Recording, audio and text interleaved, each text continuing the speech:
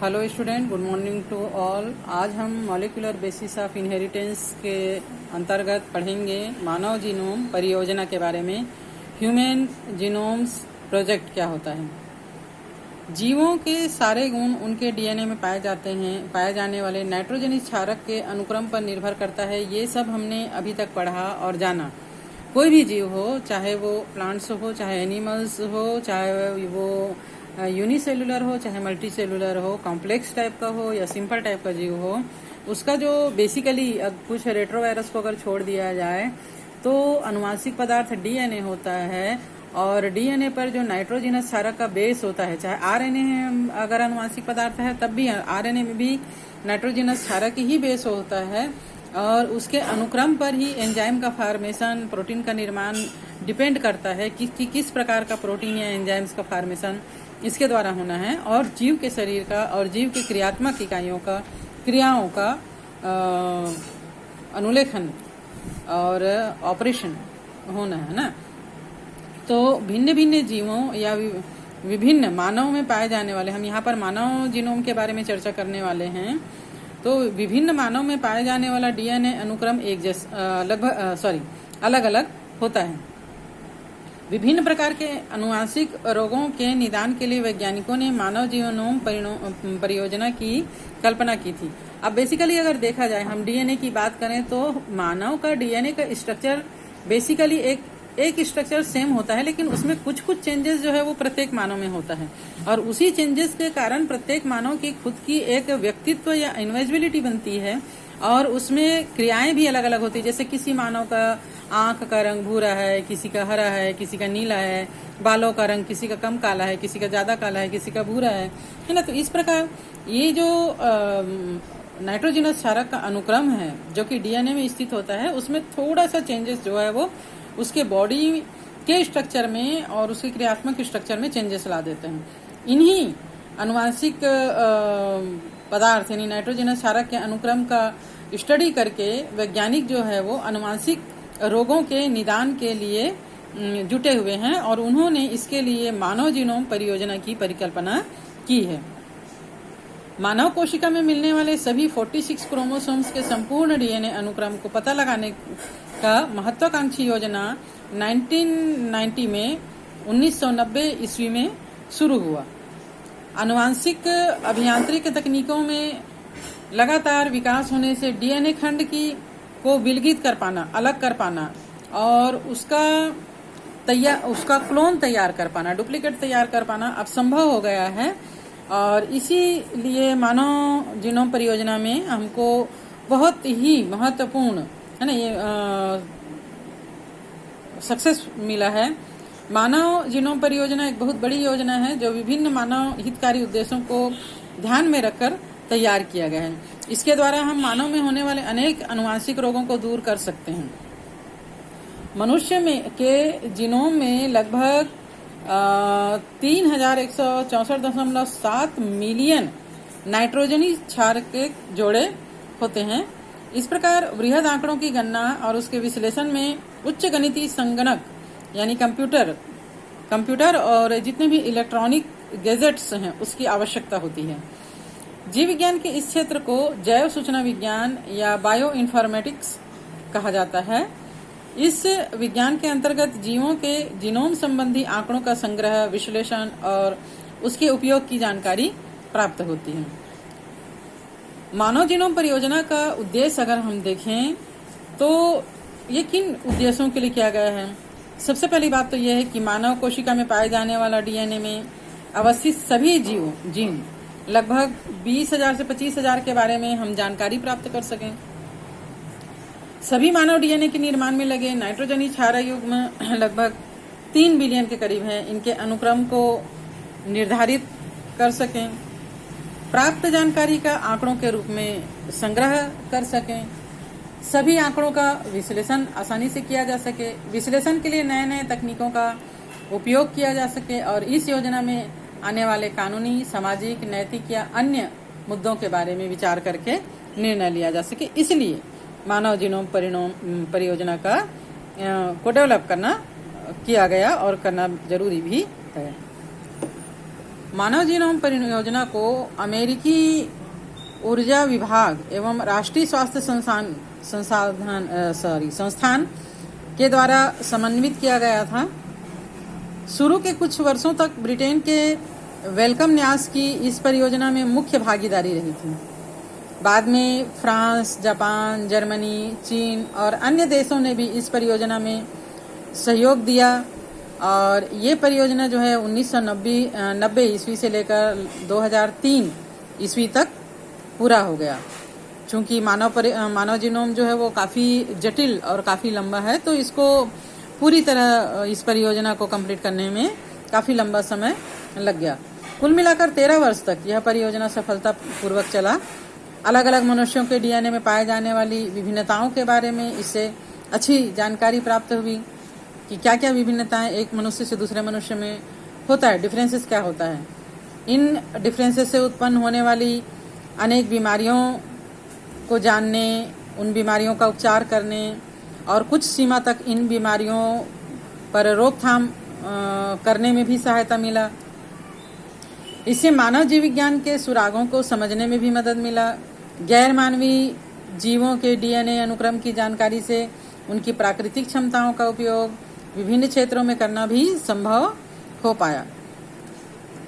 सबसे ज़्यादा इससे जो लाभ हुआ वो हुआ कृषि के क्षेत्र में, ऊर्जा उत्पादन, पर्यावरण संरक्षण, स्वास्थ्य सुरक्षा, इनसे संबंधित सभी चुनौतियों को हल करने में भी इसके द्वारा सहायता मिली।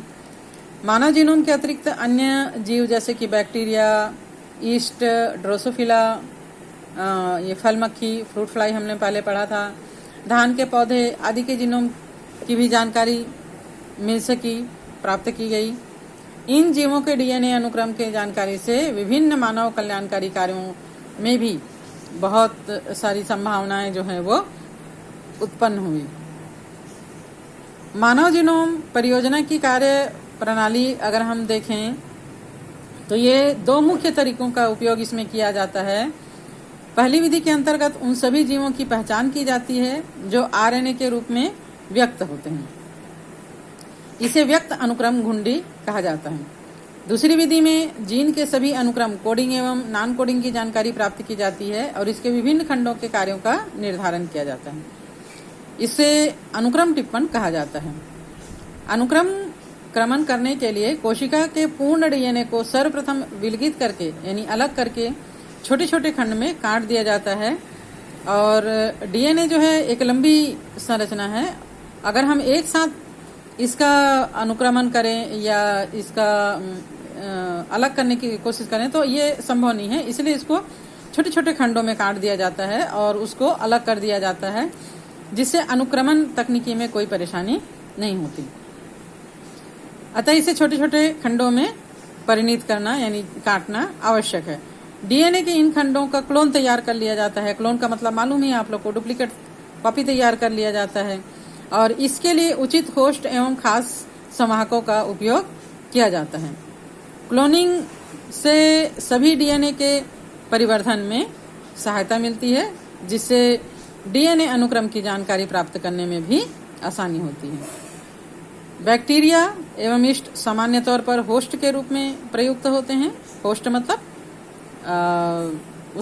उसमें डीएनए का क्लोन किया जाता है उसके डीएनए के साथ मिलाकर, जबकि संवाहकों को बीएसी बैक्टीरियल आर्टिफिशियल क्रोमोसोम्स एवं वाईएसी ईस्ट आर्टिफिशियल क्रोमोसोम्स कहा जाता है।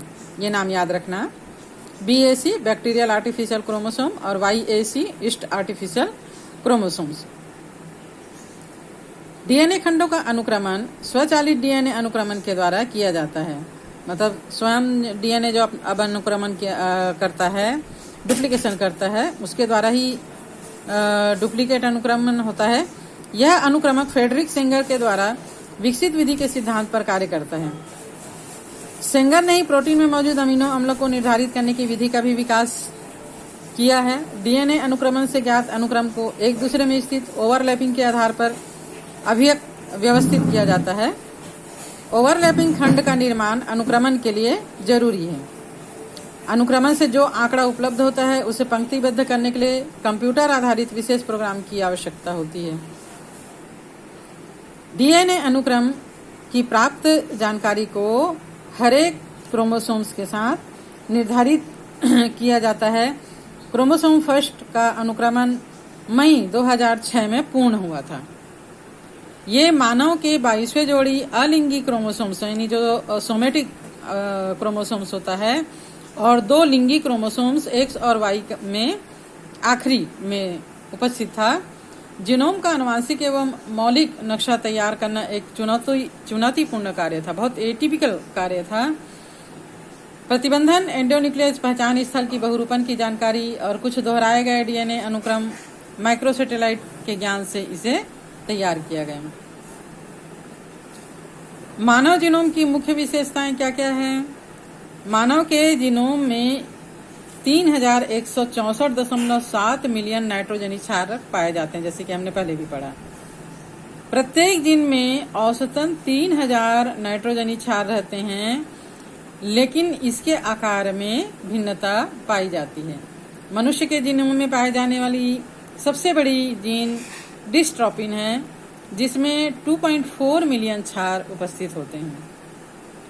जीन की संख्या 30,000 है, जो पहले की अनुमानित संख्या 80,000 से 140,000 में काफी कम है। सभी मनुष्य में पाए जाने वाले न्यूक्लियोटाइड्स 99.9% एक ही जैसे थे, यानी लगभग एक समान थे।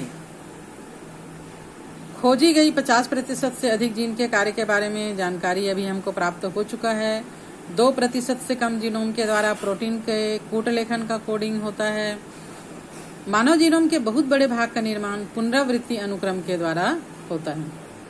डीएनए में पुनरावृत्ति अनुक्रम की संख्या कभी कभी 100 से 1000 तक होती है और इसका कार्य कूट लेखन में सीधे तौर पर नहीं होता है, लेकिन क्रोमोसोम्स की संरचना, गतिकी एवं विकास के बारे में इससे जानकारी प्राप्त होती है। मानव जीनोम के विस्तृत अध्ययन से ये ज्ञात हुआ है कि क्रोमोसोम 1 में सबसे अधिक जीन 2968 जीन पाए जाते हैं, जबकि वाई क्रोमोसोम में सबसे कम जीन 231 जीन रहते हैं।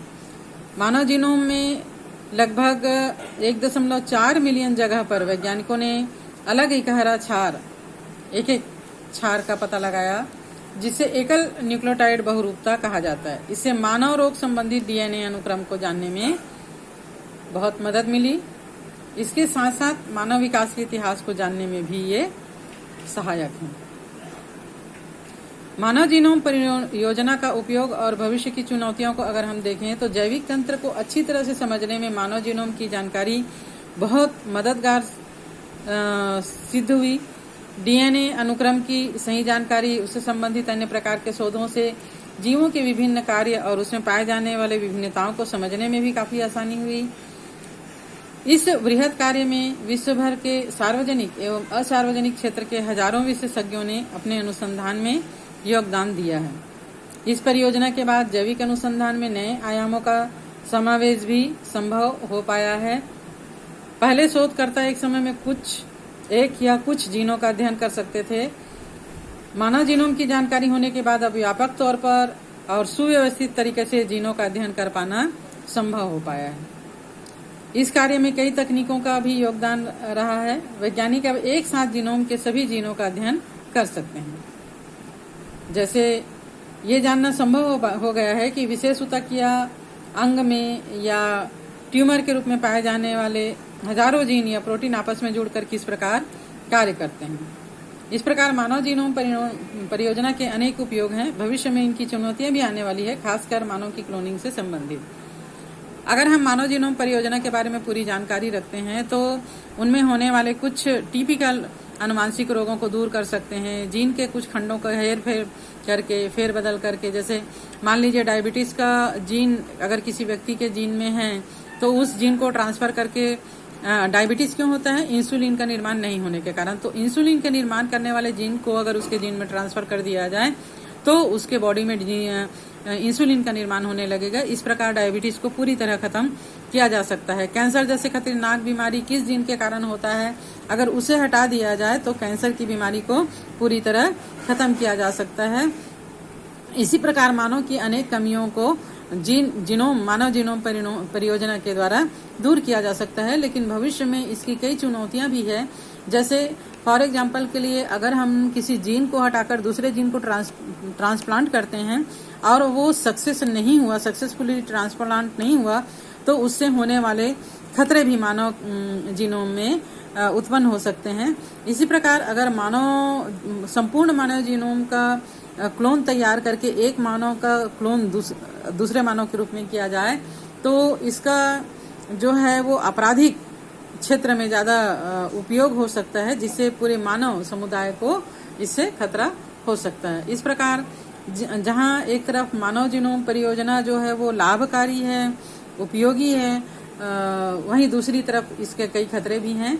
लेकिन हमको लाभकारी उपयोगों के बारे में ज्यादा सोचना चाहिए और जो इसका डिसएडवांटेज है उनको दूर करने की कोशिश करके इसके जो एडवांटेज हैं उसका हमको लाभ लेना चाहिए।